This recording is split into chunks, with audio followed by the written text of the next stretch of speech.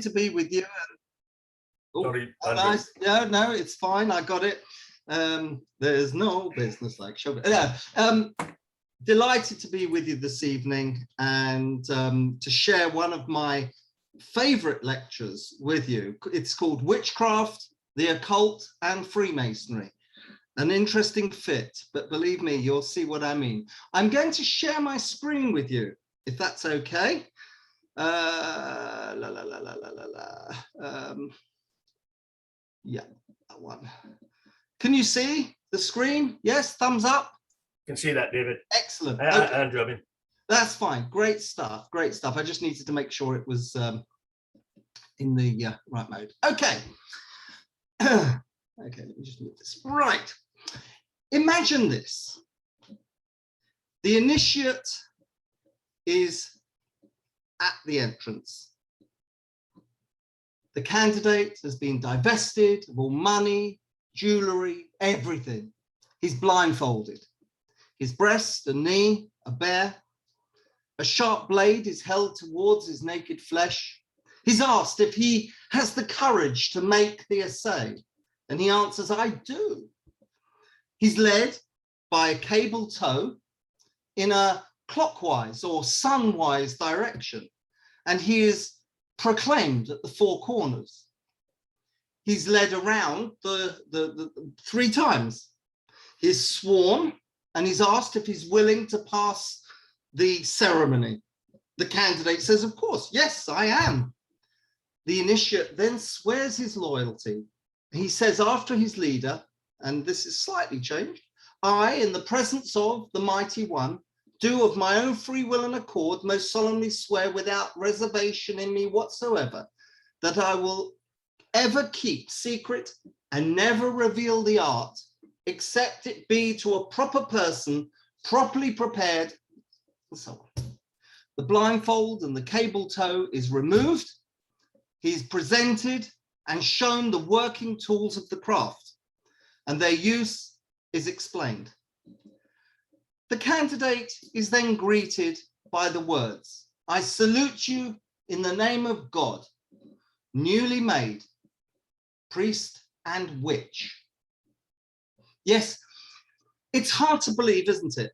That very sequence of words that I've just related to you is the first degree initiation ceremony in the Gardnerian tradition for the admission of, in the creed of Wicca, or in pronunciation in the ancient Norse language, witcha, from which is derived our current word witch. So similar is the ritual that we could have been witnessing a first degree Masonic initiation. Now, okay, I will accept a degree of criticism when I imply that only the breast and knee of the initiate is made bare. In fact, in Wicca witchcraft, the candidate is naked or sky-clad, but the sentiment of the need to remove any impure obstructions between the body and God is intrinsically the same. Also, the cable tow is affixed around an initiate's ankle, not his neck. Also, the candidate could be male or female.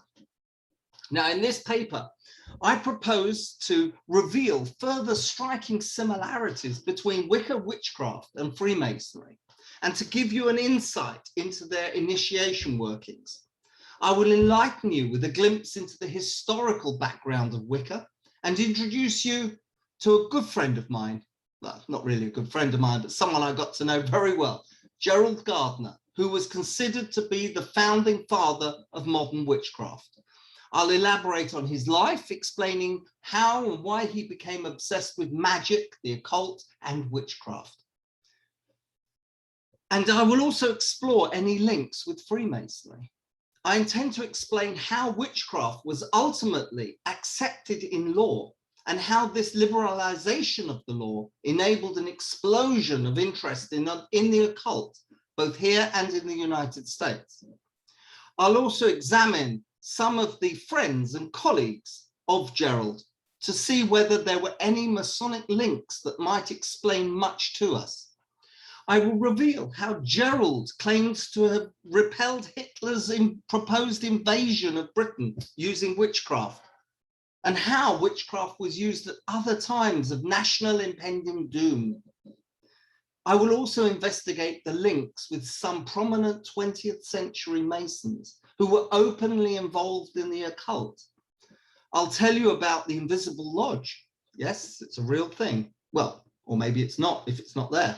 And I will conclude with my own summary and opinion. Now, in researching this paper, there's the Invisible Lodge, by the way. Right. Now, in this paper, in researching, I was astounded to find these similarities between our Masonic ritual of initiation and the initiation of a witch. So I decided to go into it further, and I found many, many other similarities, including in the 3rd degree initiation, where candidates are standing between 2 pillars, which are erect in beauty and strength. Now, these words are taken from guides for witchcraft, and later on is instructed in something which is called the 5 true points of fellowship: foot to foot, knee to knee, breast to breast, arms around back. Is this a coincidence? I set about trying to find out. Now, other similarities include the advice that candidates for initiation should be of legal age and have sought out the craft of their own free will. Now, that sounds a bit familiar because in our fraternity, very, very similar. Candidates are told that the initiations are perfectly safe, okay, and are voluntary. Also, if at any time prior to taking the oath they want to back out, they can do so without fear or recrimination. Now, before a candidate can be initiated, the coven must vote. A single no is sufficient to stop a candidate being initiated into that coven, which somewhat matches our own Masonic method of balloting for a new member. Maybe not with one no, but basically similar principle. Now, the Wiccan initiation ritual is actually written for use in the outdoors, in the woods. Now, leading to the staging area is a path, and the candidate is led down that path by his sponsor or proposer. After a little way, a member of the coven, known as a challenger, steps onto the path, actually blocking the way, and says, "Who comes to the gate?" And when a response is received, the sponsor says, "It is I." And he gives the name, his name, who vouches for him. Now, this seems to mirror the inner guard's challenge, where it's declared that the candidate has been well and worthily recommended, regularly approved in open lodge. The high priest then asks, "Are you willing to take the oath?" Now, the candidate answers, "Of course I am." Now, this mirrors our own worshipful master's question to the candidate: "Are you willing to take a great and solemn obligation?" A charge is then read out: "That I will keep secret what I am asked to keep secret, and never divulge the names or dwelling places of our people unless by consent." This alludes to the obligation we Masons take, but it takes its rise at the time when witches were actually being burnt at the stake, or that the practice of witchcraft was illegal and therefore secrecy was essential. It continues with the penalty of the degree. And it says, "That I consider these vows taken before the elder gods, that if I betray this charge, I accept as my reward that retribution of destiny, which overtakes those who basely betray the trust and confidence that others have placed in them. Now, know that none can escape the fate, be it a curse or blessing, which they make for themselves either in this life or another life." Now, although that oath and that promise with the penalties and everything are not quite as powerful and horrific as our own symbolic penalty, it alludes to the same threat. It alludes to the same threat. The ritual continues: "That I will help the craft of the wise and hold its honor as I would my own," a strong reference to a passage used in our own 5 points of fellowship. The candidate is told to repeat after me. And this is taken word for word from the oath that the candidate takes. I, and he gives his name, do of my own free will and accord most solemnly swear to protect, help, and defend my sisters and brothers of the art, and to keep the covenant's charge. I will always keep secret all that must not be revealed. Very similar, different words, but very similar in nature. The candidate repeats that oath, and the members of the coven exclaim, "So mote it be." Before the coven circle is opened, the initiate is taken to the four corners again and introduced to what they call the guardians. Now, the guardians surely allude to our very own wardens. My research has found that Wicca is not dark and something to fear, and it's actually a neo-pagan religion. Now, witches are often put into the same category as Satanists, heathens, and bad people. In fact, Wicca appears to be a very harmonious, peaceful, and overall balanced way of thinking, living a quiet life in coexistence and respect to everything else which exists. This has many similarities to the moral and ethical ways promulgated by Freemasonry. Wicca is, in some cases, deemed a religion, which is where the paths of Wicca and Freemasonry seriously diverge. Wicca is a pagan witchcraft tradition, but there are several pagan traditions that are not Wiccan. Wiccan is a duotheistic religion, which primarily uses gender polarity, or the worship of a moon goddess and a horned god, or the divine feminine and the divine masculine. Now, this idea develops the divine opposites theory, just like yin and yang shown in this slide. There are other theological positions adopted in modern witchcraft, such as pantheism, which believes that God is everywhere, such as in nature, polytheism, believing in multiple deities, and henotheism, believing in a single deity. Now, Wicca has 3 degrees of initiation, surprise, surprise, just like Freemasonry. Many British traditional Wiccan and other witchcraft traditions share the same principles, mostly having a system of 3 degrees of initiation, whilst others, like the Ordo Anno Mundi, have 7 degrees. Now, there are many similarities between Wicca Creed and Drury. Both emphasize the importance of developing close links with nature, and their rites frequently take place out of doors. However, there are significant differences in the way that Wicca initiates are allowed to join the craft. Firstly, they have to be prepared for a year and a day before initiation, so that any unsuitable candidates are weeded out before joining. Maybe this is something that Masonry could actually adopt. The probationary period is mandatory. They have to be in probation for a year and a day before they can be initiated. Before a witch can receive their 2nd or 3rd degree, they have to prove themselves worthy, particularly in their organizational skills. The 2nd degree is only enacted when an initiated witch is prepared to make a significant commitment to the organization with regards to practical matters, such as running a coven, training, or even helping new initiates. Many witches actually never progress beyond the 1st degree. Initiation into the 3rd degree is mostly for couples or those who are ready to leave their mother coven and set up their own. And it's also for single witches who are considered experienced in the craft. Acceptance into the 3rd degree signifies that a witch is committed to his or her own coven and is considered an elder. It's got similarities with our own past masters and lodge GP committees, which is also populated by elders of our fraternity.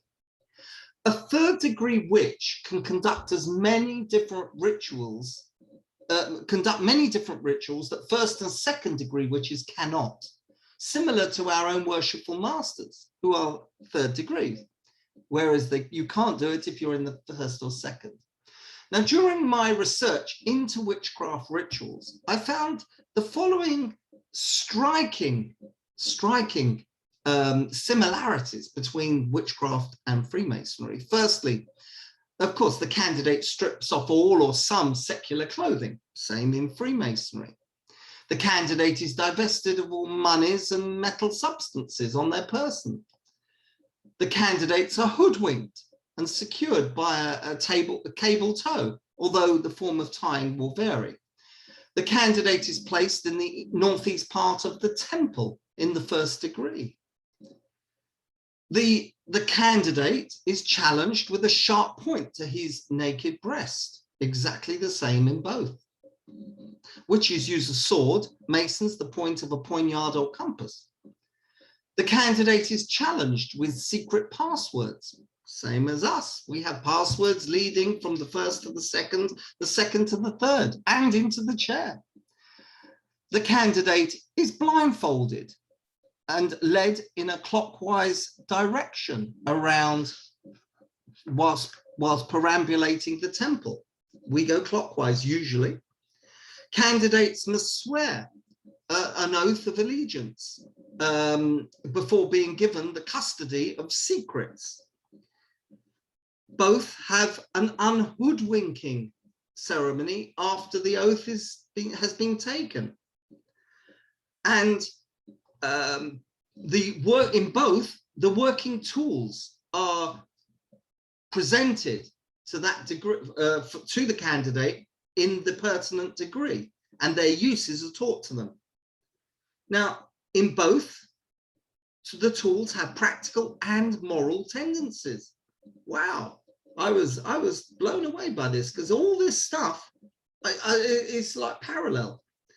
And there is in one of the degrees, in the higher degrees, in both witchcraft and Freemasonry, the initiate is taken through a ritual death and rebirth experience in which the initiate acts as the part of the hero or heroine of the craft. Now, the Wiccan gods and goddesses are derived from many cultures around the world, but most come from the Greek or Roman pantheons, with some from Egypt and Hindu sources.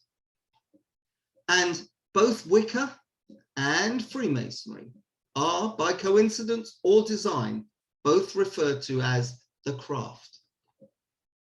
Now, religious witchcraft is not merely a system of magic, but is a pagan mystery religion, worshipping a god and goddess, venerating the divine in nature. Its origin lie in pre-Christian tradition, religious tradition, folklore, folk witchcraft, and ritual magic. But most witches draw their inspiration from the Book of Shadows, a book of rituals and spells compiled by one of Wicca's major figures, Gerald Gardner, who was born in 1884. It's interesting to note that Gardner's Book of Shadows actually had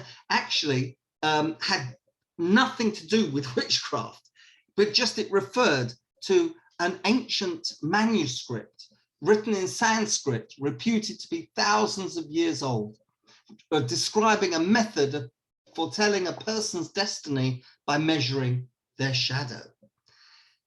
He used the name because it had connotations of being linked to a known document that was thousands of years old. And he liked the mysterious name.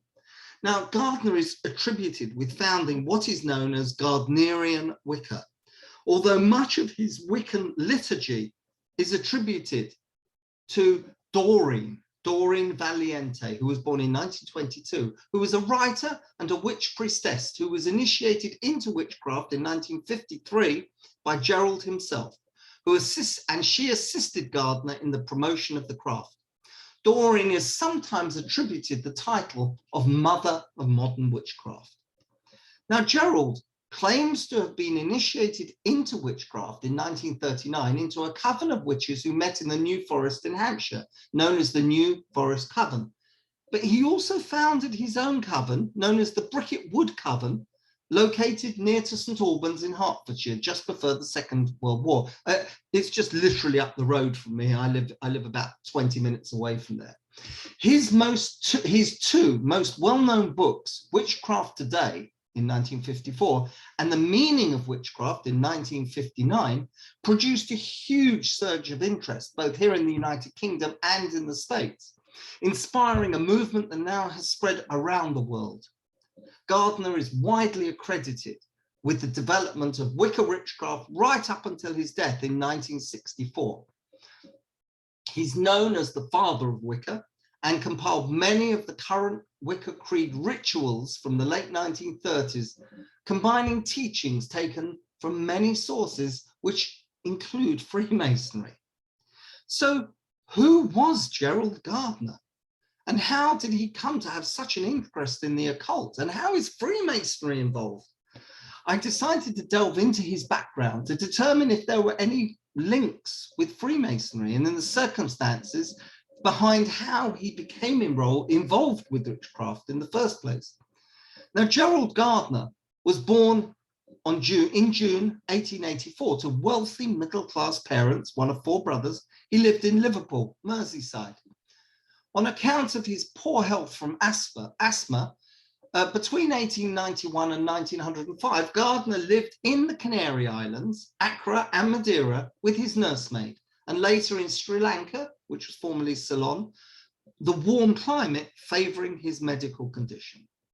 In 1905, the 20-year-old Gardner returned to Britain for a visit, spending a great deal of time with some distant relatives of his, which we know as the Surgenson family. He became very good friends with this part of the family, and during this period, the young Gardner was introduced to the paranormal.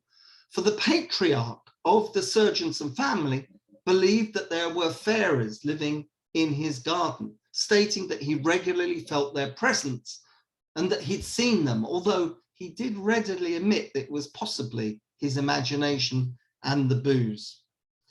It was from the Surgensons that Gardner claims to have discovered a family rumor that his grandfather Joseph had been a practicing witch, having been converted to the craft by his mistress. It was also rumored by Gerald that another family believed that he had a Scottish ancestor, a Gerald Gardner, and who had been burned as a witch in Newburgh in Aberdeenshire in 1610. Although a cynical posting on the Pagan Network website intimates that Gardner was probably more Martian than Scottish.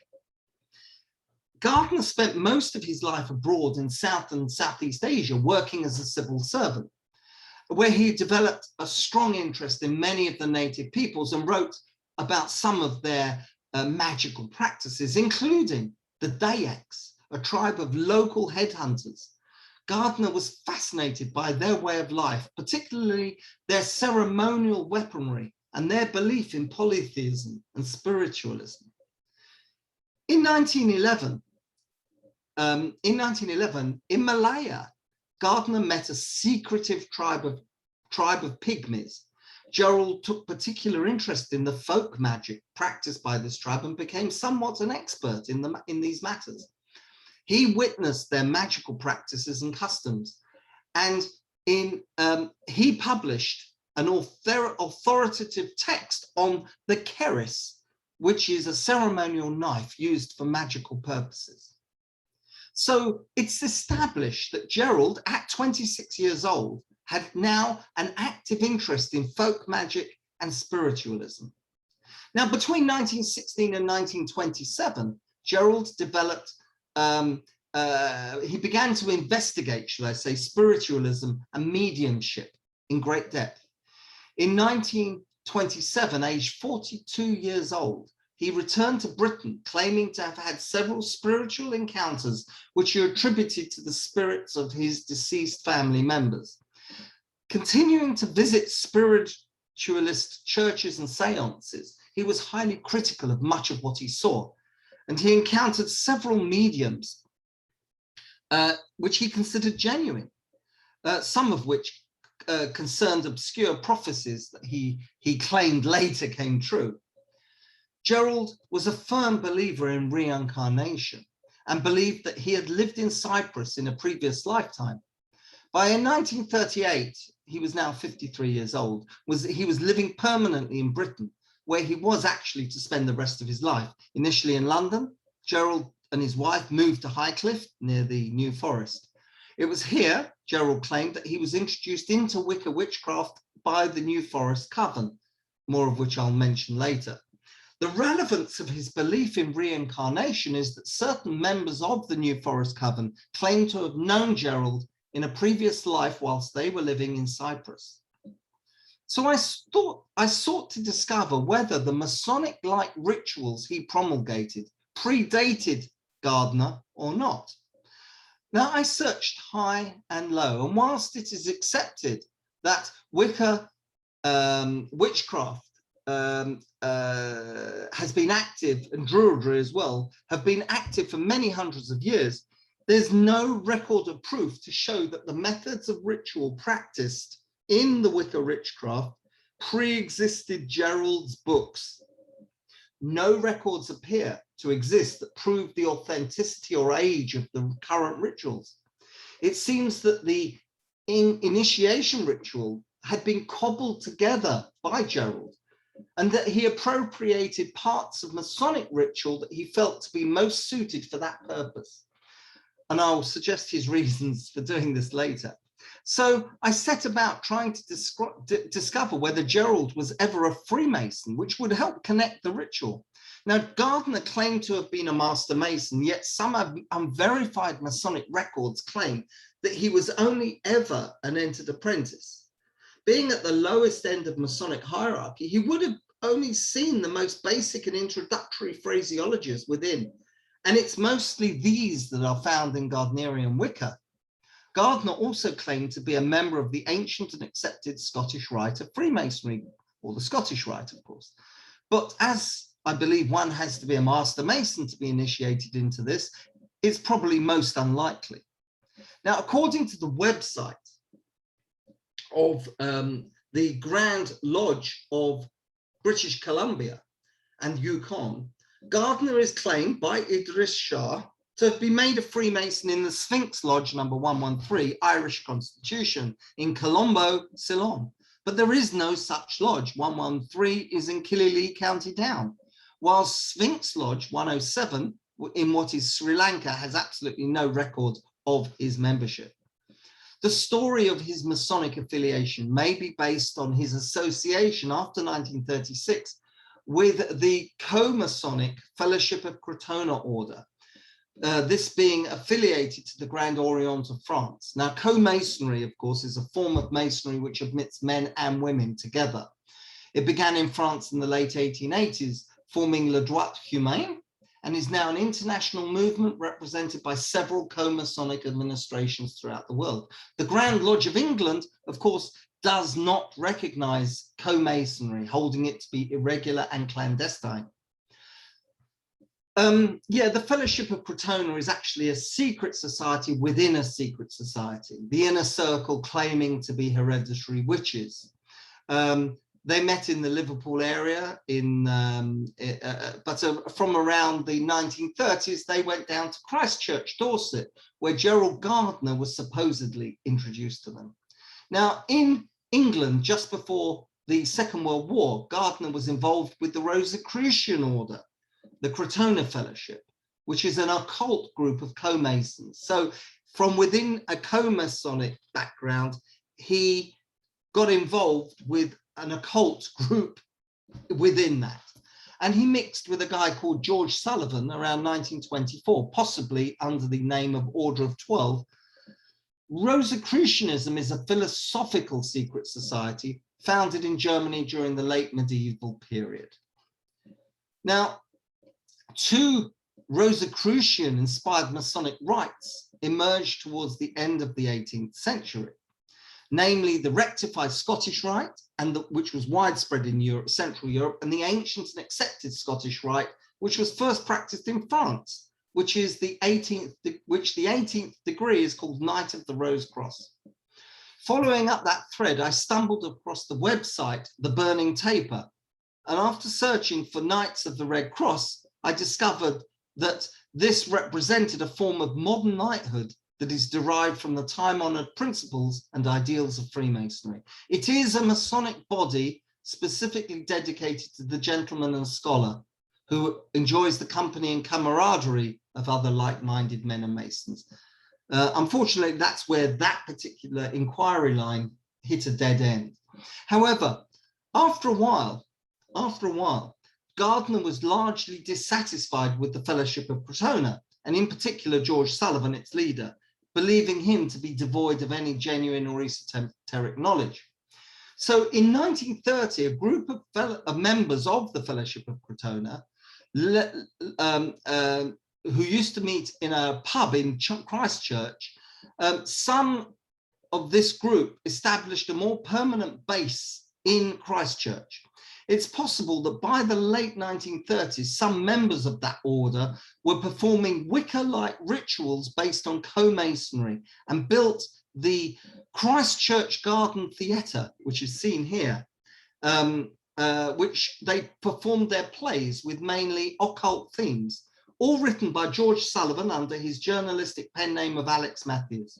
Now, this could possibly be part of the group referred to Gerald as the New Forest Coven, into which he says he was initiated. So I looked further into this coven to see if there were any Masonic links, but I didn't find any.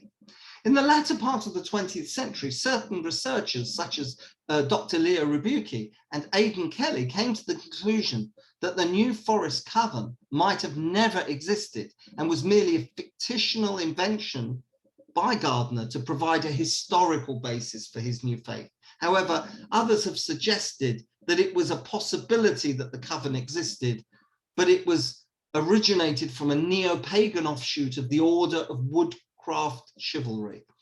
The researcher Philip Heselton also speculated this same conclusion, as the beliefs and practices of this order bear many, many similarities to Gardnerian Wicca. So why did Gerald appear to borrow so heavily from sources other for his ritual, other sources for his ritual? Now, Gardner always claimed that the basic ritual he received from his own mother coven was very sparse.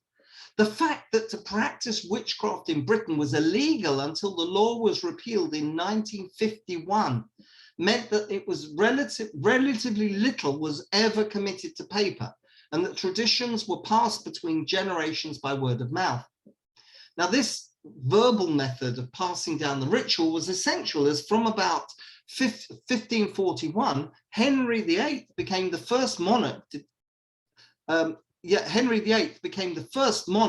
to define witchcraft as a felony, a crime punishable by death, and the forfeiture of a convicted felon's goods and chattels.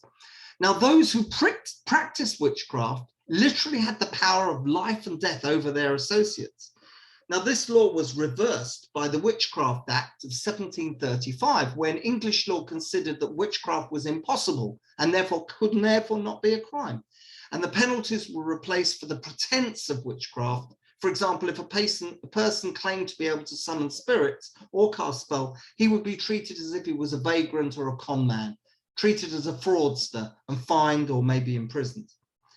Now, this law was actually repealed in the Fraudulent Mediums Act in 1951, as it was not considered necessary to maintain this particular state. Now, the letter you see here on the right, which was April 1944 from Winston Churchill to his Home Secretary, complained that there was no place for obsolete tomfoolery in English law, yet it took us 7 more years before that act was finally repealed.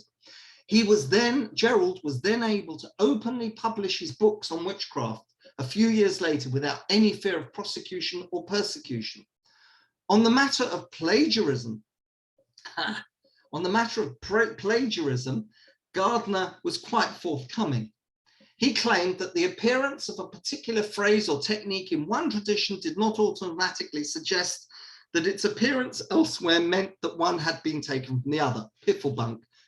It's hard to believe, as there appears to be no record whatsoever of the Masonic style rituals that he promulgated before the publication of his books, and certainly not before 1939. Gardner had a close friend Arnold Crowther, a stage magician, you've probably heard of him, introduced to him by his friend Aleister Crowley, you might have heard of him, who was an influential English occultist and ceremonial magician, who also claimed to be a Freemason. His claim, however, is disputed, as the organizations of which he claims membership were not recognized in regular Freemasonry. Crowley was an extremely colorful character with many interests, and it's alleged that he was even a spy for the British government, and it's accredited with founding the Thelemite faith and writing several books on the occult. Now, Crowley sold Gardner some of his books, including the Book of the Law and the Blue Equinox, which may have been the source of material he used later in his witchcraft rituals. The purchase by Gardner of these books is documented, so it naturally follows that Gardner probably used some of that content in his own work. Crowley's books on the occult had borrowed very, very heavily on practices from other sources, such as Freemasonry. So therein lies the link with Freemasonry, and this is consistent with Gardner's claims that the rituals he had originally received in witchcraft were very fragmentary, and that he had incorporated other material to make it a coherent system. That makes a lot of sense. So all he had to work on were fragments of original witchcraft rituals, so he had to make it coherent by adding bits.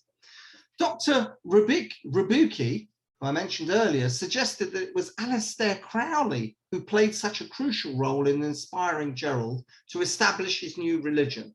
Although Gardner claimed to have discovered the genuine survival of an ancient religion known as witch cult, a pre-Christian religion that originated in the paganism of Western Europe. He tried to portray his discovery as the old religion. However, no academic historian has ever taken that seriously. And it is believed that the Gardnerian form of Wicca is believed only to be founded around 1938 when he returned to Britain. Now, Gardner only ever described one of the New Forest Coven's rituals in depth, and this was an event called Operation Cone of Power. Now, according to his own account, it took place in 1940 as in part of the New Forest and was designed to ward off the Nazis from invading Britain using magical means. And Gardner said of this, and I'll quote you because it's actually quite interesting, "We were taken at night to a place in the forest where a great circle was erected, and that was done which may not be done except in great emergency. And the great cone of power was raised and slowly directed in the general direction of Hitler. The command was given, you cannot cross the sea, you cannot cross the sea, you cannot come, you cannot come. Just as we were told was done to Napoleon when he had his army ready to invade England and never came, and was done to the Spanish Armada. Mighty forces were used of which I may not speak." Now, obviously, I think that Gerald published that account in an attempt to give credibility to the power of witchcraft, implying that the same ancient witchcraft magic was used to repel the French and the Spaniards, and that he and his coven were successful in preventing the Nazis from invading Britain by sea using magical means. So what I did, at this point thought, well, he obviously had connection with occultists as 20th century Masons who were openly involved in the occult. And these people were Masonic occultists, many linked through the Hermetic Order of the Golden Dawn, who you might have heard of, whose rituals and teachings are clearly seen in Wicca ritual. Prominent Freemasons include Arthur Waite, William Westcott, Sam Liddell Mathers, Aleister Crowley, Theodore Roos, and Bishop Charles Leadbeater.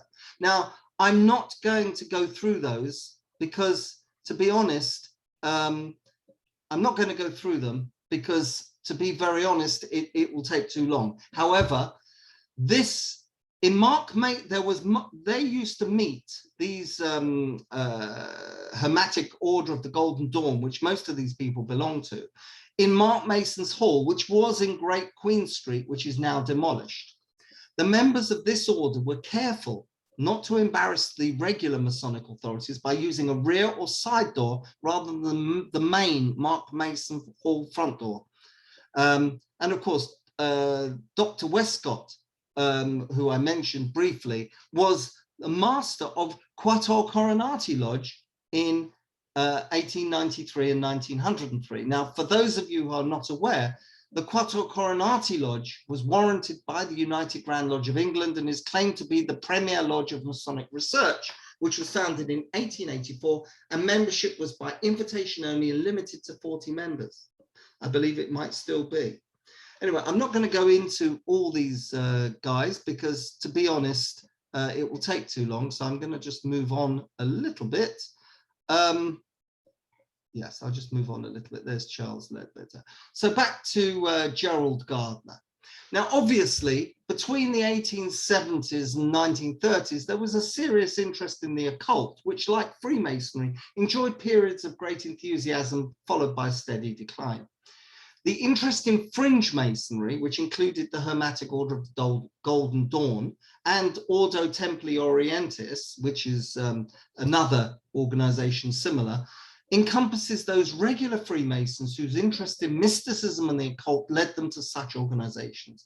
None of these organizations were ever recognized by any regular Masonic body. Now, although some of the men who were involved were prominent or well-regarded Freemasons, none of their opinions, writings, teachings, or conclusions are endorsed or acknowledged by any recognized Masonic institution. And there's no recognition that their works are an extension of or interpretation of the genuine teachings of Freemasonry. These Masons, occultist Masons, don't appear to have had any lasting effect on Freemasonry as we know it, yet their works are often quoted by anti-Masonic people attempting to link Masonic teachings with these individuals. There is an organization I mentioned earlier, that's, by the way, Templo Orientis. There is the organization, the Invisible Lodge, their purpose being to promote the honorary association of Masonic magicians at work under the jurisdiction of the known and unknown world. It is the only lodge that is strictly for magical master masons, so anyone wishing to become a member of the Invisible Lodge must be a master mason and belong to a recognized magic or clowning organization. If they'd see my Mother Lodge's ritual, we could probably qualify for a clowning organization.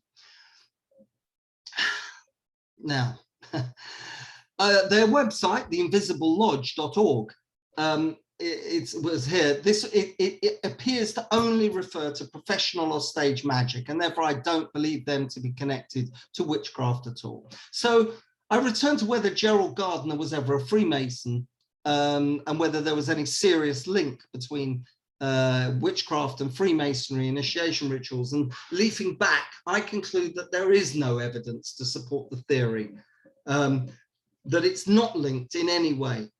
Most parts of the Freemasonry initiation ritual were introduced into witchcraft initiation rituals sometime around 1939. So there does not appear to be any evidence in truth in Gerald Gardner's claim to have discovered his ancient witch cult rites.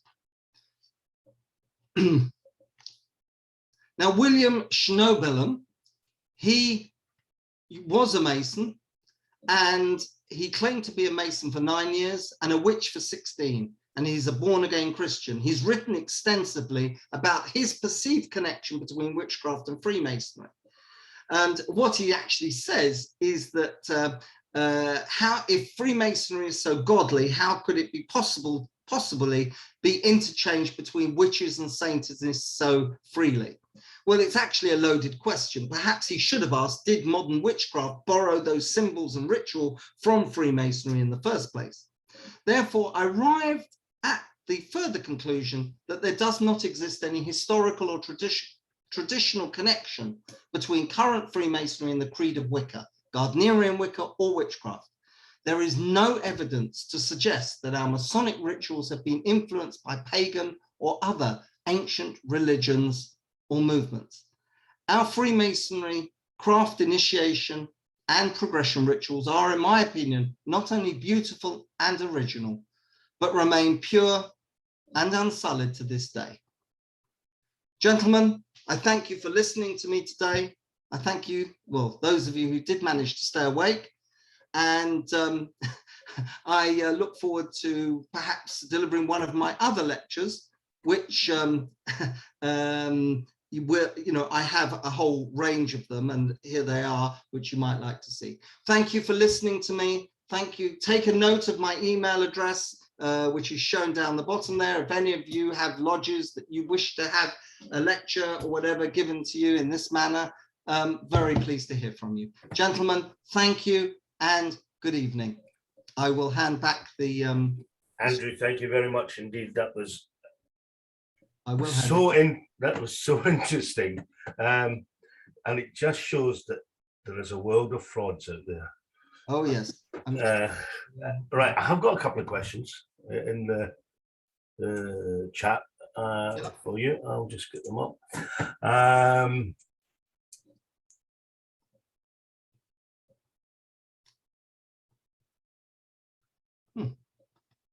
Just trying to get back into the... Do you want me to unshare the screen? I've got it here. I've got it here. It's sorry, it was hidden. It was hidden. It was Yeah. Hidden. There we go. No problem. Okay. Right. The first question I have was from Ian McIntosh. Oh, it's a statement actually. This modern form of Wicca must have taken its ritual from Freemasonry, and I think you've already alluded to that. Go with that. From Aubrey Winnie, all the way down in Chile. Do the tribes of pygmies still exist in Malaysia? Do you know? I don't know. I really don't know.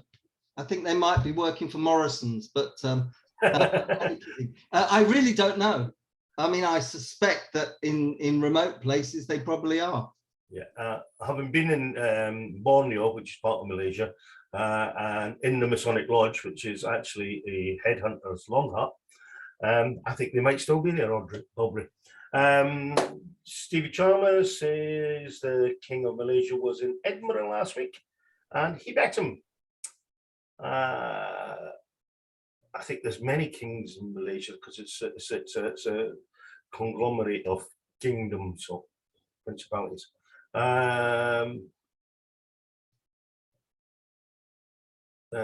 Again from Stevie Chalmers, so much was the copy of styles of our craft and many other groups.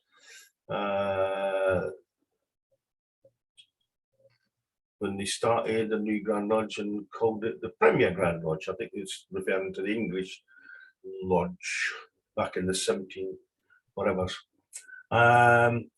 Ian Wall asked, are those Hebrew characters on the cone of power? Yes, yes, they are.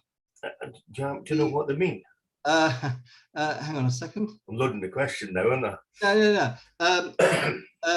The cone of power, it looks like the Hebrew letters are from the top, Yud, Hey, Daled, and Hey, which I'm not quite sure what that represents. I really don't know what that represents, but it is definitely Hebrew characters. It made me, we saw you coming. Well, Andrew Keegan says that was spellbinding. Sorry, I'll get my coat. And I think that's all the questions. I actually think you've... I tried to answer questions. Yeah, I think you've probably put everybody into, not that they're asleep, but the question, the lecture itself was full of answers as well as without having to have questions. Well, a lot of research went into the bits and pieces. Alan Turton's put a question up there. There is a conglomerate of such organizations in the early 20th century. I'm not sure what you mean there, Alan. You want to come on and ask that question? Hello, Alan? You there? Sorry, I was muted. Yes, when you go through Aleister Crowley, Madame Blavatsky, Rudolf Steiner, there's an explosion of cults at this time, and everybody looking at things in a different way. And many of them are quite allied to Freemasonry in the fact that they borrowed from it. Particularly Rudolf Steiner. If you go to Rudolf Steiner, he runs a system of initiation using basically our rituals, and there's an interest, and that is he accepts anybody to come and join him. He doesn't ask for a belief in God. But if you look at Rudolf Steiner's Anthroposophical Society, it is their only purpose not to believe in God, but to know God, that they're on a spiritual journey. Unfortunately, when you come to people like Madame Blavatsky, she resorted to magic and absolutely destroyed, what she was doing. And she also got people like Gudnamurti from India. Oh, there were loads of people involved, because at that time, at the beginning of last century, there was a massive interest in the occult, massive, and different levels of access to esoteric stuff going on, and they just wanted to belong. And many of these people were very prominent Masons. What is available to us as Freemasons as a response to this, are there are many serious Masonic writers who've very properly researched the areas that border on this. And we had a provincial Grand Master in the province of Yorkshire West Riding, a gentleman called Tew. He writes some absolutely wonderful stuff on Freemasonry that is mainstream, very accurate, but also extremely interesting. Good, that's fantastic. What fascinated me about this was the similarity between witchcraft and Freemasonry ritual. And I thought to myself, there's no way that the witchcraft ritual was predating that of Freemasonry. I can't remember the date, but, for our interest, the ritual we use in Freemasonry is not just isolated to us, because the leader of the Communist Party joined the Boilermakers Union in the 1920s and went through an initiation not at all dissimilar to ours. That's probably very possible. Remember, in those days, there was a very strong following for Freemasonry. It was desirable, socially desirable to be a Freemason. Freemasonry was openly discussed in the Times, in newspapers. Goings at Grand Lodge were openly discussed. There were processions of Masonic natures in regalia in the streets. It was very common. And it's only been in sort of the last 40, 50 years that things have really changed. Thank you for that, Alan. I think, Andrew, that's correct. We used to have, even in my lifetime, I remember the Freemasons going to church parades in the street. Yeah. But you're right, between the wars, there was a real going of Freemasonry in the streets to be opening buildings and all the rest of it, doing laying the cornerstones. I do a lecture called The Swinging 60s. And the Swinging 60s describes the differences between Freemasonry between 1870 and 1968 and modern day Freemasonry. And I cover that because it is really stark, the differences. Andrew, thank you ever so much for bringing this to us. Yeah. My pleasure. One more in the chat, I think. Any question anymore, or we done? No, I think that's it, actually. Thank you very much, Andrew, for coming along. It has been really interesting. I will hopefully, brethren, my apologies from last week because I failed to put any stuff up after the meeting. I was unwell for about 4 or 5 days, so I didn't get, and I haven't posted last week's meeting either because I didn't have access to how to do it. Gordon gave me access and it's not correct, but I'll sort that out. They have been recorded, the meetings, and they will go up on the YouTube channel. Thank you for coming along this evening, brethren. It really is heartening to know that lodges are meeting, yet we are still able to help other Masons who are not able to go along to the meetings, enjoy the Masonry, and be in some company for a short period in the evenings. Brethren, I will now stop the recording, and you can